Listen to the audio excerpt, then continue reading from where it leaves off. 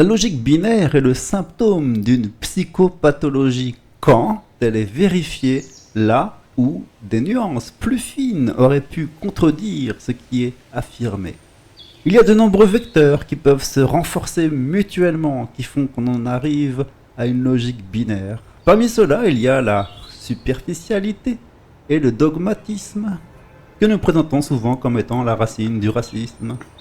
Bâcler sa réflexion peut être due à une incapacité cognitive, ou alors tout simplement c'est qu'elle est secondaire dans l'expression d'une pulsion morbide. De toute façon, la logique conventionnelle n'est qu'une pseudo-logique. C'est juste que parfois ça se voit de façon beaucoup plus flagrante. S'il n'y a pas cette disjonction justificative, la pensée ne s'arrête pas de tourner. Tandis que d'autres fois, la boucle itérative de la construction mentale ne cesse de se prendre les pieds dans la première disjonction venue. En gros, la pensée ne va pas très loin.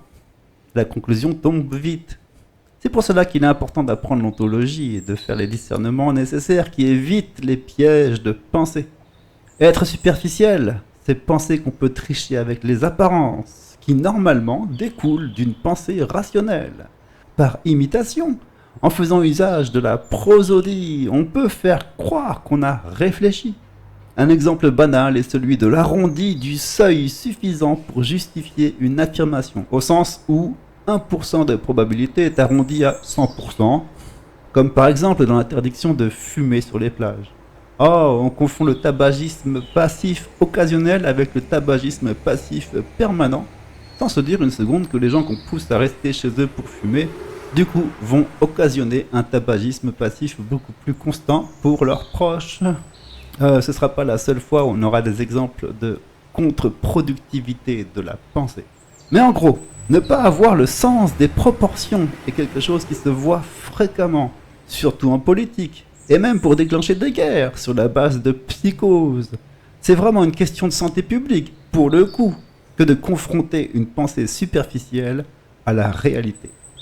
L'autre exemple est celui du dogmatisme, qui consiste à généraliser une proposition qui n'est valable que dans des cas communs ou théoriques, et où non seulement le cas d'espèce est ramené à un cas commun, comme mettons la vaccination, la climatologie, et de l'autre, il s'agit aussi de ramener les brebis égarées dans le droit chemin de la pensée normative, qui est certainement superficielle d'ailleurs. C'est-à-dire que si les gens eux-mêmes ne sont pas superficiels, eh ben on les conduit à le devenir. En fait, quand une théorie ne marche pas, et si on ne sait pas gérer ça, qu'on ne sait pas que toute théorie a sa limite de validité, ce qui est important à savoir, on les conduit à vouloir forcer à rentrer les cubes dans les emplacements en forme d'étoile. On veut que la théorie marche à tout prix. On y tient beaucoup, même si c'est pas vrai. En définitive, quand on s'imagine une loi sur la base d'un caractère saillant, le plus visible et le plus courant des caractères d'un phénomène, on fait abstraction de la très grande somme de caractères minoritaires de ce phénomène, qui, à eux tous, d'ailleurs, ont une plus grande importance que le caractère saillant tout seul.